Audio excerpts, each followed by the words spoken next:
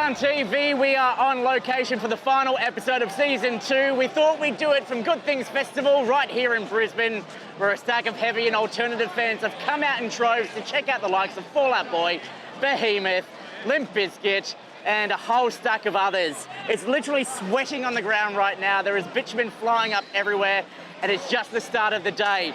Throughout the course of the episode, we'll let you know how you can get all involved with our coverage, and you might have noticed that Ebony's not here.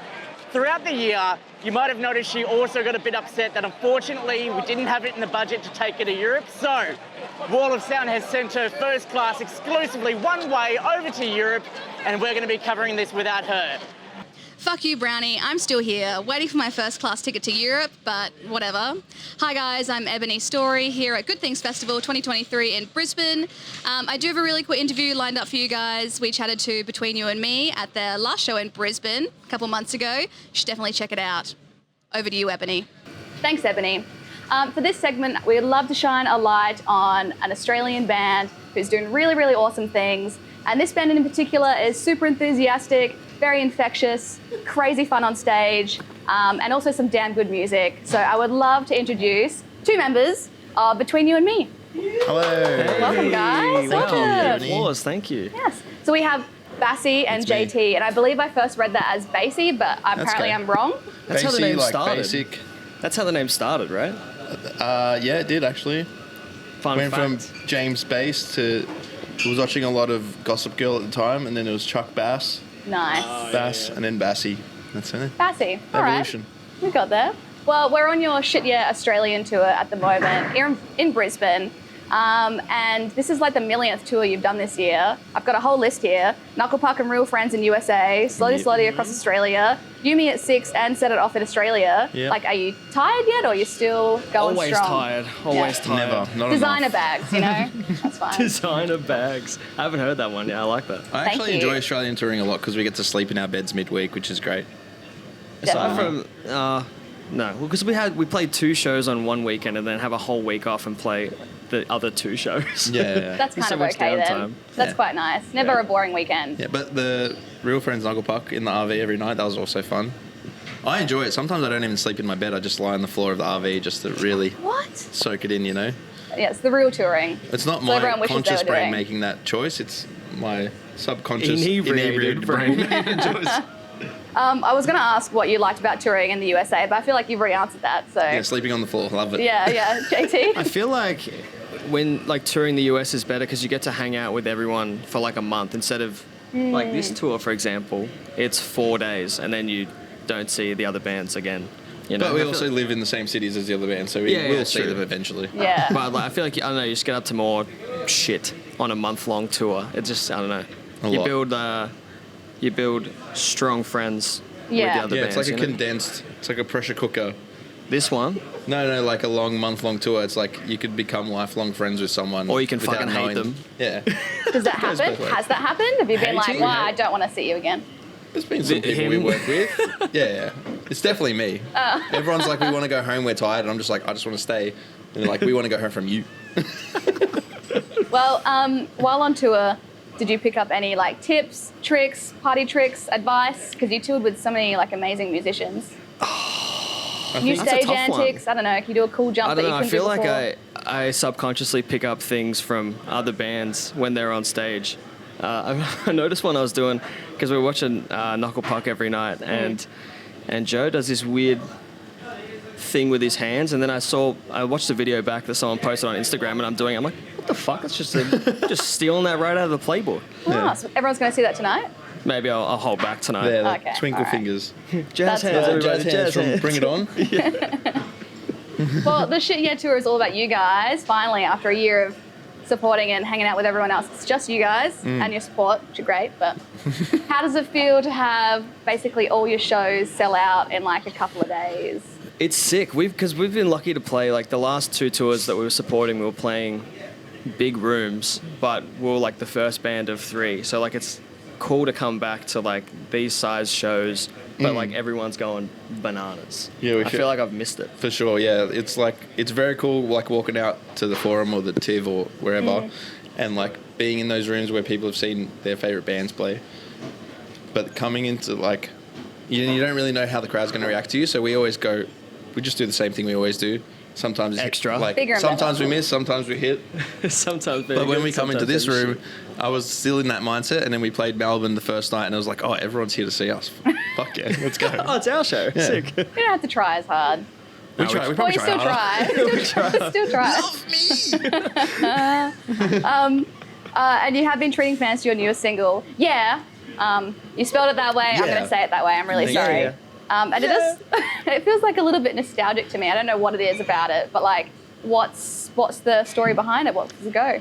I don't know. you, Jake? To be honest, it wasn't really a story. It was pre-COVID. I was living in Melbourne and I was watching like some music video. I think I was watching 21 Pilots. What's that song? Level of Concern by 21 Pilots. And I was like, I'm going to go write a song like this. And then I just wrote something completely different. It sounds That nothing works. like the song. And it's just been sitting there for like since 2020. Yeah, we put it forward for Armageddon, and it didn't really fit. Didn't really fit with the anything. album. And then we were thinking about to do like 5 or 6 songs, and we're like, let's just do that one. It's pretty much done. See what happens. Does it annoy you sitting on songs for so long when you're like, I wrote this damn good song and I can't put it out yet? Because all of the ones that are left are just unfinished. Oh, okay. You know, so like, It's pretty much why they don't get chosen. yeah, because they're not finished. Yeah. But like there'll be songs that I'll play on my guitar or whatever. Like, oh, that's cool. I should do something with that someday. 3 years later, I'll be like, oh, what was that song I wrote 3 years ago? It's always interesting asking Jake if he has any song ideas. He's like, yeah, I got like hundreds just in my head, and none of us have heard them, and then he'll just rip one out, and we're like, cool, this is going to be good. That fits the vibe. And yeah, it's pretty much that. Like, Yeah. it's a vibe. That's cool. So we're not saying yeah, we're saying yeah. We're saying, yeah! Shit, yeah. Oh, Should have been called Shit, yeah. you can still change it. If it was called Shit, yeah, on Spotify, would it have to be S asterisk I think we could put it up as shit, yeah, but it might get like censored. Maybe for the suppressed? Americans. I don't think Aussies care at all, but you know, true. Americans are a bit soft. It's funny, you can own a gun, but you can't swear on the radio. You heard it but- Yeah. first. Americans are soft. I've never been to America, so they can't do anything to me. Exactly. And you have been like living an independent life now, making your own decisions, not tied to any label.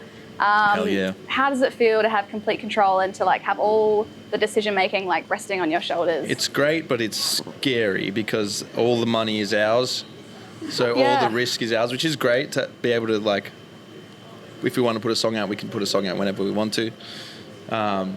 I feel like there wasn't that much holding us back on the label. I don't think there was that much of a hand. I feel in like, it. yeah, we're really independent basically our whole existence. It's just like whenever they ask for The money songs, wasn't ours. they could ask us to do a song a certain way, but we're just like, we're just going to give you this and that's all you're going to get. Yeah.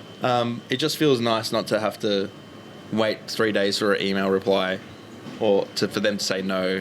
Like if we want to do merch, we can just do it and put it up. You need to ask about merch. I I suppose, you know, I don't really know how much. online, to put it online, you would have to get approval and stuff like that. It's just an approval thing so they can put it on their website. What's it there? Take all of our money. Live your own life. Yeah, exactly. Guys, I think it's going fine. If I want to get a Sharpie Right. and write it on a t-shirt and sell it, well, I can do that now. Nice. I mean, like, you know, complete control, whatever you do, it's so fun, so great. You can do Exactly. whatever you want, right? True, we Like, you might can- even make a movie. Yeah, or you can even movie. order like Cotty's Cordial at a restaurant. Sure, exactly. Right? And That's I what love you're that you into? follow. That's my return Yeah? tweet to Twitter. That was great. To X, don't you mean? Yeah, X. No. I'm surprised everyone's still on it. But anyway, we are coming up to like the end of the year. Not right now because it's October. It's But close. in Yeah. December, I It's can the end smell of the year. Christmas. yeah, the trees are out, the lights are out. So you can smell Christmas. I can smell the It blossoms smells like spring. in sunshine. Smell the That's mistletoe, nice. baby. Does the band have any New Year's resolutions? Fuck. Get famous. More famous. Get heaps famous. Get rich or die trying. Nice. I don't know. I just want to put out more music. I think try and work on putting out music quicker now that we're independent. Like last the in between records was like 2-3 years. We always are slow after like we put a lot into like writing a record. So Yeah. once we're done, it's like a few months before the ball starts rolling again and we start getting new song ideas. We did have a lot in the bank, so we might revisit them. We've done a lot of writing in the last 6 to 8 months, I think. So there's there's more than coming, is what I'm saying. Ooh, nice. It's known that sometimes I end things on like a really lame note. I got paid out a lot for doing like a hands-in one time with Slowly Slowly. It was very awkward. I'm not going to do that now, but I feel like we could just end on a communal yeah. Okay. On go. Count us down, Mitch. Like exclamation mark, yeah? Yeah, like a yeah. Like all different types of yeah, but we have to not tell anyone what we're... All right, cool. Ready? Okay. 3, 2, 1. Yeah! Thanks so much for your time, guys. Thank you, Ebony. Thank you, Ebony. Oh my God. Paid out, that's a very South Australian thing to say. Great interview, great chat. I'm really proud that I'm getting better at my hands-in It's moment. becoming a movement, Ebony. Yeah, Everyone's gonna be doing that in 2 years' time. I'm getting a lot better. We are still hanging out at Good Things Festival. Make sure you keep an eye across our socials for the after film, the magazine, and our coverage. But talking about magazines, we released a second issue earlier this year, and it featured the one and only... What's going on? This is Caleb from Beartooth. You are watching Wall of Sound TV. We're here before the crowds are here, so let's make our own noise. Mate, welcome back to Australia. Yeah. 5th time down under, and this is, from what I'm told by your wonderful publicist, Janine, your biggest show of the tour, your biggest show outside of the States, not playing a music festival. Yeah. Give us a vibe check. What's it like? Amazing. Yeah. I feel incredibly blessed. I mean, you know, this is like, for real, maybe my favorite tour I've ever done, and it's only 5 shows, unfortunately, but like the fact that this is the one we get to close out with is absolutely nuts. Because look, you've played this venue before when you supported the Amity Affliction. Yeah. Now you're at the top end of the lineup in such a short amount of time too. Does it still blow your mind that that's happening outside the States? Oh yeah, absolutely. I mean, this year has been pretty hard to process. So we've been hitting a lot of milestones. You know, our Europe tour that we just did a headliner over in Europe and the UK in March. And it was our biggest headline shows in Europe and our biggest headline shows in the UK. Same here. Obviously, we are co-headlining with Pierce, who is a powerhouse and an animal on their own. So like, it's definitely half and half.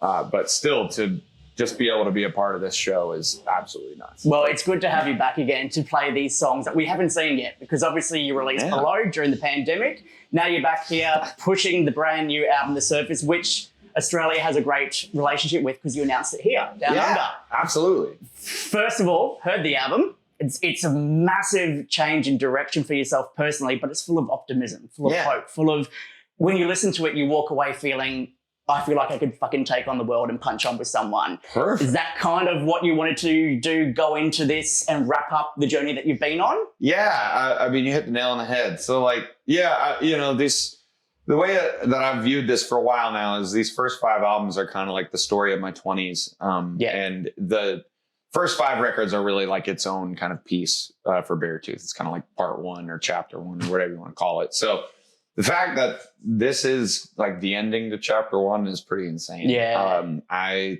truly did not think it was going to be like this. You know, I knew that the record was going to be called The Surface. I knew kind of what I wanted it to be about. But I did not know it was going to be what it turned into. Yeah. So I mean, the fact that we are able to like start that here. I mean, Australia, like I've been coming here for a long time, and I've been coming here with Pierce for a long time. Yeah. And first time I ever came here, I was 17 years old, and like it's just always been one of the coolest places to play shows. It's unfortunate that we come here so rarely. I know, right? Look. I wish we could come here more often. But yeah, every time we do, it's like, it is really, really special. So it was an honor to be able to come announce the record here and, you know, start the journey off in Australia. Which is beautiful. And talking about the journey of how we got here, the sick, disgusting, aggressive disease below the surface, at what point in the 10-year leading up to this did you realize that those albums together would signify that journey title? It was, I think, when I started making Disease is when I was like, at least I knew it was going to be like Disease Below the Surface. Because it was like sick, disgusting, that was its own thing. And then aggressive was it like, you know, wasn't as, I didn't really know it was all going to turn into one whole like linear story. But yeah, and then I think it was like before Disease. I was like, oh, okay, I know what I want to do here. And it all just kind of made sense. And I mean, really, it is like it all stands for what this band is, which is like me trying to understand, you know, depression and anxiety and the mental things that I deal with. So that being the sick, disgusting, aggressive disease below the surface. It's, you know, it's incredible because you have these Disney movies that sort of tell you and show you what feelings feel like. You have Beartooth, you chuck on these all albums and it shows you what mental health feels like in a story musically, instrumentally. It's insane. And as someone who's gone through this myself as well too, it's weird that you're so drawn to it to realize that we're all going through the same thing. But the fact that you're able to make an instrumental sound for that with your own struggles, it's gone on to help thousands of people around the world, which is just incredible that that's what ended up with it all. Yeah, that is wild. I mean, quite literally I'm sure some people know have been with the band for a minute. Like, this wasn't even intended to be heard by really anybody. Maybe a few close friends at the very beginning. So for it to kind of turn into the animal that it is now is very hard to process. But at this point, it's an honor. You know, I honestly was very scared of it for a long time. You know, I did not want to be a role model. I still have a very hard time with that, feeling like I'm a person anybody should look up to. But that being said, I'm very proud of where this is now. I am very proud of myself and kind of the work that I've done. And just kind of what I've realized over the years through doing this project. And like, if this project is a testament to anything, it's a testament to talking about the shit you're going through. Correct. That's right. Because without talking about it, there's no way I'd be where I am now. No chance. So it's pretty cool. I'm glad you did. I'm glad you are talking about it because it's led to where we are now, heading into the surface. Now, I've got to grab my notes for this because there's the first two songs on this album in succession. So Doubt Me and The Better Me are the very first songs that feature the word fuck. Yes. So all your albums so far, you finally dropped it on those two. What was it about those two songs in specific that made you want to drop that F-bomb? I mean, I just think they had to be there. I don't know. They just, the lyrics called for it. Most of the time, I mean, honestly, it's something that like, for a while I was definitely like, it didn't feel like it was me. It didn't feel like something that I needed to say for the songs. So I would never like force it in. But yeah, like Doubt Me is a really like aggro. It's a very angry song. But like angry in kind of like a positive way, in like a self-affirming way. And it's very much about like, you know, just like attacking those situations and those demons head on and like being very, you know, empowering. And I use fuck very liberally in my life and on stage. Albums, it's the first time he's used it. But I don't know. It just had to happen. Right, It's just like, don't ever fucking doubt me. It was like how it flowed and how it came out. And then same with The Better Me. I was like, when I wrote it, that's just like what I said when I was like just kind of like writing the lyrics, and it had to be that. That song was really important to me and a very pivotal part of the writing process for this record, and even in my own life. You know, it's very much me kind of manifesting and just like, I need to stop fucking around. And, I was like, I could say messing around. I'm like, but that's not what I'm trying to do. Doesn't get that same impact, does it? It's not the same. Like, that's like, because I really was like fucking up a lot of things in my life. And it was like, dude, like sometimes you just need to get a slap across the face and it's like, stop fucking around and change it up. So that's where they came from. Well, beautiful. I'm glad we got down to the bottom of that. And talking about The Better Me, it features country rock star Hardy, which a direction most people who have come from the metalcore scene following Beartooth will raise an eyebrow for. But for those who have seen and heard, those who really know, the Blackbird Sessions, 4 great songs where you chucked in a bit of a bluesy, folky kind of approach. And it wouldn't feel left out of place on an album like that. Do you reckon that's where it stemmed from, that song? I mean, that definitely was a part of it. Like the Blackbird Session, it's just something that I wanted to do, like really for almost like my family, Yeah, for like yeah. some of my extended family who kind of grew up more on this kind of music. And, they always never really understood like the heavy metal thing. And that's where that came from. And then The Better Me, I wrote the song like over a year before I even asked Hardy to be on it. Yeah. And I don't know, it's like I wrote it and I knew when I wrote it, I wanted a feature. I've never done a feature before. That's the first one as well, yeah. I've never done one. And I was like, look, if I'm going to do one, like I want it to really mean something and be something different. I didn't want it to be the expected feature. But really mean something to me. And, I met Hardy and we became good buds. And he's just an incredible dude and an unbelievable songwriter, unbelievable singer. And I have so much respect for what he does.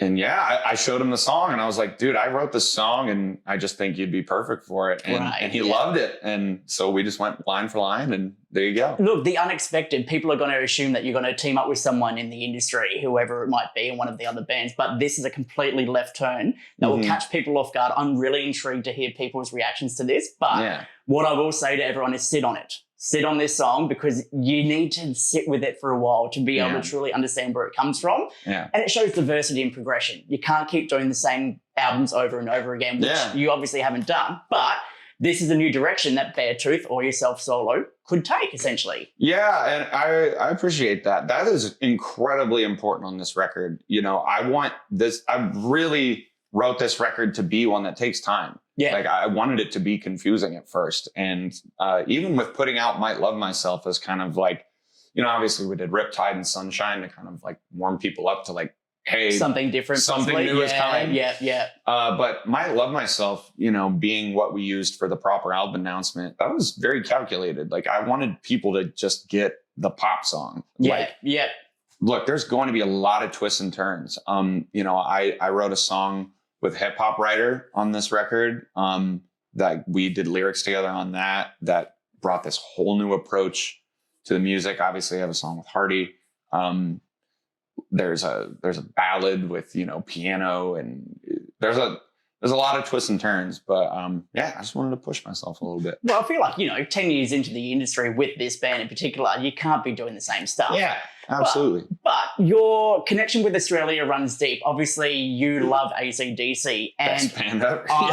Debatable, but we'll save that story for another day. I respect that. Now, obviously, the band's influenced you and your music playing for years, and we've seen this progression happening from even as early as Aggressive to get to where you are now because you've gone back to remaster that album, to chuck in more riffs in there, to make it more rocky. Would you say that they have been one of the pinnacle bands that have shaped Beartooth's sound to get to where it is? 100%. Yeah. I mean, AC/DC, like the thing about AC/DC that is so influential on me and why they're my favorite band is the energy. Yeah. It is the, I know there are a lot of criticisms on, the music and it's kind of the same thing over and over and all that, but that's also like part of why I love it. That's why you go back, you know what to expect, It's just, they do what they do at the highest level and they just don't fuck around with it. Yeah. And also just their show. I mean, it's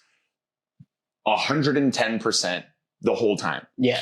Which is very much like the Beartooth show. It's just, we start and you don't stop. We do not stop. Yeah, we just keep going, and like, if I don't feel like I'm going to pass out after the show, like I didn't do my job. And that's like Angus Young, he's kind of the king of that. And they were incredibly, incredibly influential on me in so many ways as a musician and as a performer more than anything. Yeah. Well, how do we get Beartooth and AC/DC together? That's a big question. I don't know what I would do if that ever happened. I would literally lose my mind.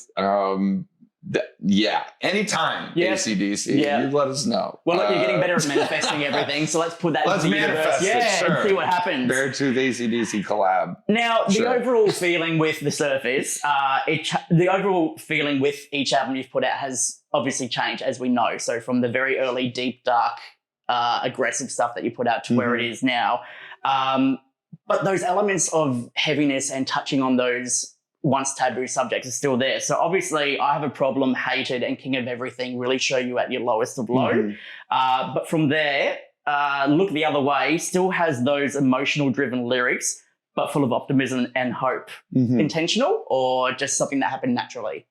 That one, it kind of happened naturally. That song, very personal subject, but yeah, I mean, it's hard. I don't want to get too deep into what exactly it was, but it was something that was honestly very pivotal in me, like stopping drinking. It was something that was going on in my life.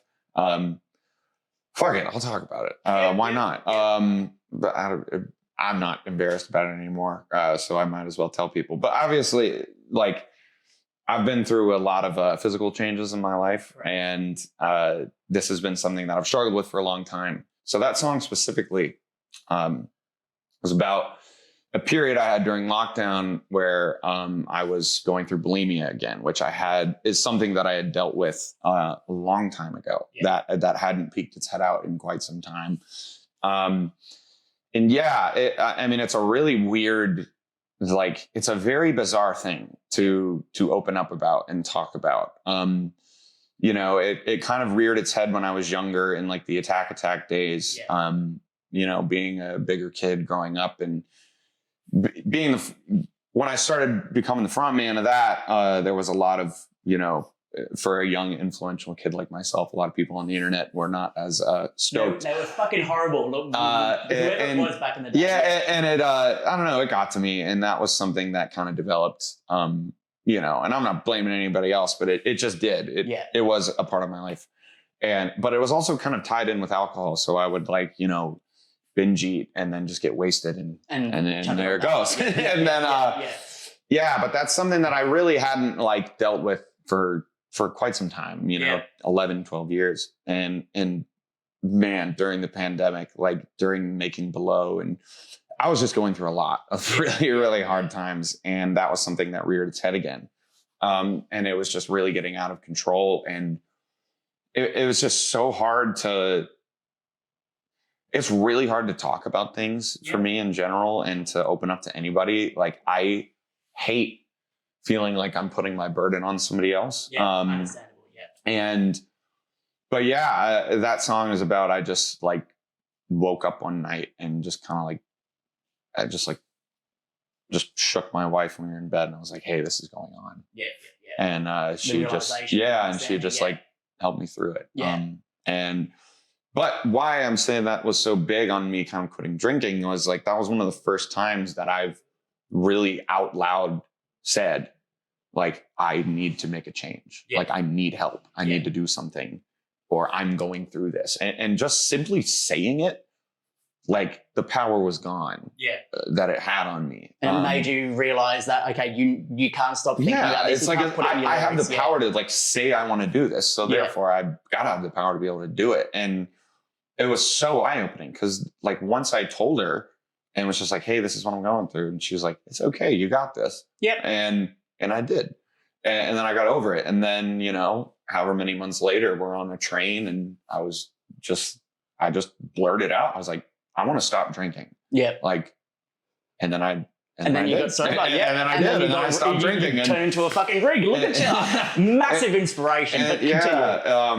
Because that was also something that, like, you know, I just wanted to get out of my life, and I'd been like trying to, and I'd like kind of known that I wanted to stop, and, you know, and I was kind of trying to like taper it off on my own free will. But I just realized, I was like, until you like say this and make it real, like, it's not going to happen. And like, say you want to do it for yourself.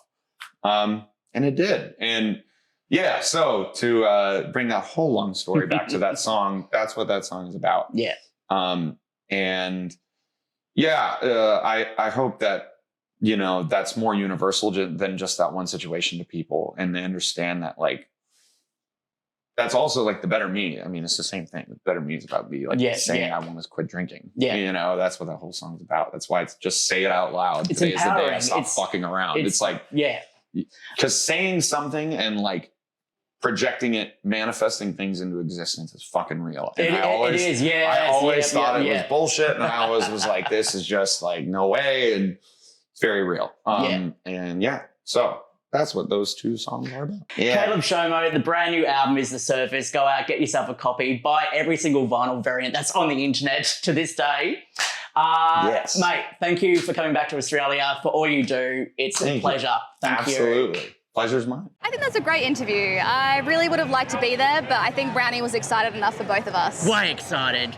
Absolute legend. Cannot wait to see what that band do moving forward. And you can read the full interview online or join our Patreon where we put all of our uncut interviews for you to go and check out. You might even find out some tidbits that we didn't even put on the website yet.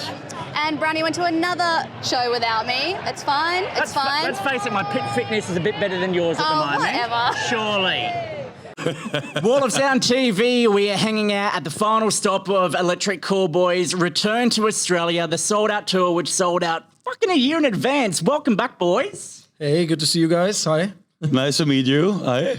Yeah, we didn't meet you last time, but you might have been having a few too many drinks, I recall. Yeah, that's right. But I'm the fill-in today for Kevin because he's missing, right? And I try my best. My English is not the best, but I try my best. Oh, you're doing great. You're doing okay, awesome. Yeah, when I'm drunk, it's much better. So, but we have to play the show first. Yeah, let's go. Let's do it. Now, boys, the hype around you guys to return to Australia is nuts. We obviously saw last year with Good Things Festival, the amount of people trying to get on that side stage was phenomenal.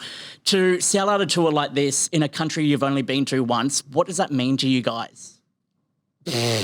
Dude, that's a good question. It actually means the world because, I mean, we as a band, we are able to travel the whole world right now, which is pretty overwhelming. It's an and to honor. see that we sold out even, I don't know, we doubled or even tripled the number of people that are coming. It's pretty amazing. Yeah. And it's even hard to put it in words because I think I need some time to take it all in. Yeah. I think it's I will probably start to realize what happened and what is happening right now when I'm back home and calm down a bit and you've got no tours, you've got no festivals lined up because after you finished here, you went around the world completely. We caught you at Download, Copenhagen. I believe you played a whole bunch of European festivals. It's just been non-stop. Dude, that's so fucking crazy, and it's weird because we are six guys from Germany, from a little town there, play music, have fun for over 10 years, and we doing our stuff, and that the whole world is partying with us. That's so fucking crazy and weird. And the Australian people are so crazy because they are open-minded. They want to have fun. And for us, it's just or for me, or for us, it's just when we play the shows, we forget all the daily bullshit, what is happening in the world and whatever. And that's so fucking good. So we, as musicians, we connect in a kind way the world, or you know what I mean? And that's so fucking crazy. That's great. It's a universal thing because Electric Callboy isn't just the metalcore and heavy breakdowns and stuff. You've got the electronic, you've got the dance stuff in there. When you combine these two together, I'm interested to see the kind of people that come to the show tonight because you've got the dance fans, but then you've got the ones that want to throw down in the pit kind of thing. It's great. It's a great juxtaposition. Yeah, we actually have a very diverse crowd. It's we have little kids, we have the old guys and girls, and I don't know. Some people are just coming with their family. You have all generations in front of the stage, and this is I mean, you already said it. It's so amazing to see that there are so many people. Just want to watch our show. And there are so many people that never listened to metal before. They just started listening to that kind of music with us. So that's actually the best compliment you can get as a musician, and It's always we have the freedom to do whatever we want to do, music wise. We could actually do I don't know, a jump style song or something. Jazzy combine stuff. it with metal and jazzy dubstep. Yes. Yeah, whatever. Yeah. This is we like I said, we can actually do whatever we want to do, and the people they don't know what to expect, and this is. I don't know. This is one of the best things about playing an Electric Callboy. Yes, being a part of it. And I think the important thing is that when you do your stuff with passion, when you feel it on stage, you can do what you want. But when you don't feel it, so you don't have the energy for the crowd or to show what you what you're doing there. That's very important, and we do stuff with passion. You have to mention. Just imagine a band like, I don't know, like Metallica, for example. Yeah. If they would decide to write a new album that would sound like us. Yeah. That's just not possible, you know. Like, I think people would say it's time to get rid of the headliners and bring you guys. They would actually destroy the whole universe. Yeah. It's not possible because they don't have the freedom because of, I don't know, they just have their style for over I don't know how many decades, but they can't do it anymore. Yeah. Yeah. You gotta And stick to what you know, kind of. Electric Callboy started with this kind of songwriting and never stopped it. So is it safe to say that future reiterations of Electric Callboy will continue down this path of combining those two elements? More than Predominantly? I don't know. We actually are about to start writing the new album, and right after this tour. So I can't tell you what will be in our crazy minds and our crazy heads when we're back in the studio start writing new songs. It's for us, it's a good thing to travel a lot and to meet new people and to get more inspiration. Or for you as a singer, when you see a lot of stuff and when you write down the lyrics, you have to. It's better to be creative when you be on the road. You know what I mean? It's very important, or it's great because you have new influences, and that's great for the lyric stuff. And so. We will see what is happening in Nico's head, so I can't wait too, right? to be fair, it's not only my head. And Kevin's, of course, yes, of course. Well, as long as the shoeies stay out of it. I saw you do one the other night, and I loved you, but a little bit of me is like, why succumb to it? When they made you do the shoey the other night and you didn't want to do it, did you feel that you had to do it, otherwise you would have let the crowd down? Oh, you mean yesterday? Yes. Dude, that's actually, I mean, he said it already. It's all about passion. Yeah. It's not a job. We just do what we love, and we're one of the lucky guys that are able to earn money with our hobby. Yeah. And we just didn't want to let the people down because they've been waiting for like a year, and I don't know, that was actually the biggest show of this run. That was so for us, there was actually no turning back. We just wanted to play that show no matter what, and we did everything possible to get here. So. And for us, it was so fucking crazy yesterday because the flight was cancelled. Everything went shit. Everything was shit, and we were just like, okay, what can we do? Nothing worked, and we were thinking about to get a private jet the first time. So we took all our money to play the fucking show because the people are there. So. For us was just like, because the management said, okay, we can cancel it, but we will see. We can't play it the next day or whatever. And we're just like, okay, fuck all shit. We take the money, give us a fucking jet. We go there. Actually, and that was so fucking weird for us because it was just like, if we could smoke inside, that would be much better. But sounds like a weird flex, you know, like we tried it only for the show, never for ourselves. We had to spend a lot of money to play that show, so that was like the. Yeah, was no other option, and that was for us just like, okay, we do it because only of the shows, because we had the biggest show yesterday, like you said, and that was fucking crazy. Really, Australian people are motherfuckers, and it shows your dedication to Australia. The fact that you're willing to not cancel the show, put all your money into this private jet, have that experience. Unfortunately, Kevin missed out, so he'll be kicking you guys as soon as you guys get back. But that's right. Taking a look at everything you guys do, this isn't out of the ordinary because it's always so eccentric when we see you online and everything you guys do. On top of that, you also ventured into a new form of merchandise with the Fuckboy vibrator that you put out. Hilarious. One of the most incredible merch items I've ever seen. Awesome. I want to know, where did that idea come from and what other ideas have you got to put on top of that in future? Dude, I don't want to lie. I actually can't remember whose idea it was. Me too. All I know is that we were like sitting together and everyone was like, yeah, fuck, let's do this. Yeah. I don't know. We actually didn't know if the people would like it, but We have to like it. We have to like it. So did you try it out beforehand? Sure. Of course, of course, yeah. But I don't want to tell you where I. Where you insert No. But it feels good. Yeah. Well, if you sign up to their Patreon and OnlyFans, I'm sure you'll be able to watch the video there. Right? Yeah. We will.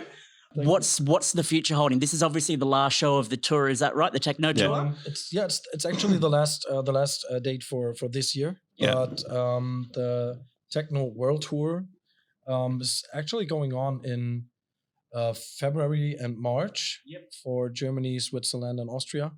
But I think then the techno chapter is nearly, except the festivals, but touring wise, it's actually close then. And so 2025 should be time for a new album. New rock and roll. Yeah, we'll see. All right. Well, to wrap up the techno tour, in your words, what's been the most memorable thing from this entire tour to you? And to you, Nico, what's been the one thing that you loved about this whole tour, this whole album cycle? Dude, my fucking problem is, like I said, Nico can remember a lot of things, but I'm always drunk as fuck after the shows. That's the thing, that I don't know what is happening the next day or what was happened. For me, I enjoy the time when I'm on tour. It's just like when I'm back home, it's just like, hey, you have your normal day, your routine and whatever, and it's a complete different world. And when I'm on tour, it's just like I want to see everything, make everything, and have the best time of my life. And I did it in Australia, so everything was good, but I don't remember that good. What was the best? You drank a lot of good drinks. That's what you can that's say. Right. Yeah, and in Australia, you guys have good drinks there. To pick like one single show of this whole run over the year, I wouldn't do it, because I think we had no bad show at all. Like, I don't know, like you said, we had a good time, and then all the people out there, just thank you guys so much, really, straight from the heart. There's no show that I would like to pick for like my favorite show or something. I think we just had a great tour. We are like, we've been friends for a long time, but after that year and after COVID and all that stuff, we're just like more close than ever. I think, there's much more to come. And thank you for that whole run. That's right. It was all about when we started the Hyper tour. It was so fucking crazy because it's a big family with us, with the complete crew, and we have the best crew all over the world because we played some festivals in America and there were some shit stuff were happening or whatever, and we have really the best team we could ever have because everybody has fun what he's doing, and I think that's the most important thing, not to do business stuff. And after COVID, it was just like we were thinking about, okay, do we quit the band? We don't know what we have to do because everything was shit, and everybody, the business guys are just like, you have to do it in that way, and after that, it was just like middle fingers up, fuck you all, we do our stuff, we want to have fun, and that was it. And I think that's Electric Callboy. Now it's the best time, It's getting loud in here. It's getting loud because everyone's getting ready for the show tonight. So we won't ask any more questions. We'll leave it at that. It has been an incredible honor watching you guys on this tour. Thank you for coming back to Australia. Tour sold out this time around. Next time, let's get you on some arenas. So don't leave it for too long before you come back, all right? I can tell. I think we're gonna be back next year, we want to. Yep. This is not. You said thank you for being here. I can say thank you for having us. Yep. It's a beautiful country with beautiful people, and we enjoy every second. So true. We're gonna be back. Absolutely, definitely. Absolutely true. Yeah. Electric Callboy taking over the world.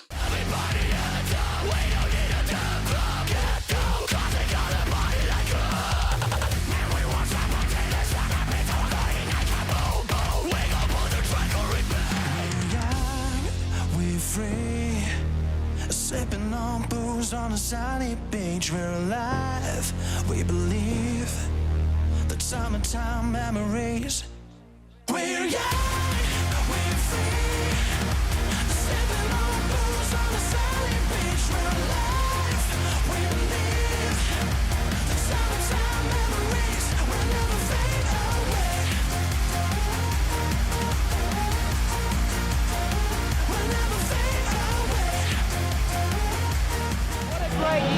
night at Wall of Sound. Honestly, a massive shout out to our director of photography and all around great bloke, Chamberlain. We've done some great things this year, made us look good, and honestly, we can't believe it's here.